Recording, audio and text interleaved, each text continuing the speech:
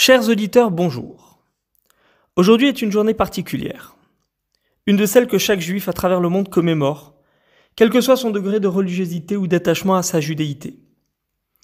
Une journée du souvenir pour les morts, mais également une journée où chacun affirme, avec force, être le survivant d'une famille jadis promise à l'extermination. Les rescapés, de plus en plus rares aujourd'hui, ne témoigneront pas comme cela est de coutume lors des commémorations annuelles. Ils ne pourront ainsi honorer, à l'instar des autres années, la mémoire de leurs sauveurs, le souvenir de ceux grâce à qui ils sont toujours là pour parler et transmettre aux jeunes générations un message de mise en garde autant que d'espoir.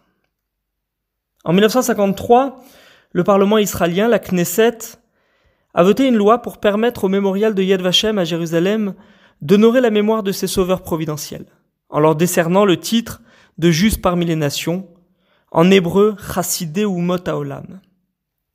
Qui sont donc ces justes ? Bien souvent des anonymes, qui au péril de leur vie et de celle de leurs proches ont sauvé d'autres inconnus, ceux-ci juifs dans l'Europe sous la botte nazie.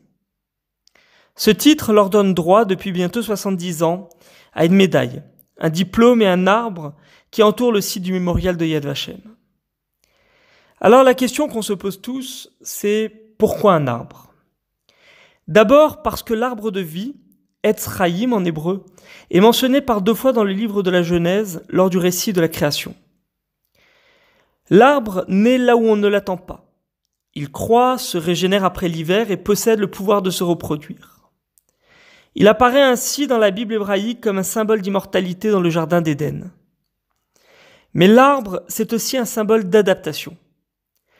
Capable de s'acclimater à des milieux parfois inhospitaliers, le cyprès et l'acacia ont été choisis comme allégorie de ces hommes et femmes qui, en milieu hostile, surent s'adapter et lutter face aux ronces du fascisme. Enfin, l'arbre, c'est celui qui, avec ses racines solidement ancrées dans la terre et ses branches dirigées vers le ciel, matérialise le lien vivant entre le monde d'ici-bas, le Olam Hazé, et le monde de l'au-delà, le Olam Haba. Je terminerai par une magnifique citation de Simone Veil. En honorant ceux qui ont refusé de se plier à la fatalité de la volonté exterminatrice de l'idéologie nazie, la médaille des justes a contribué à rétablir l'histoire dans sa vérité.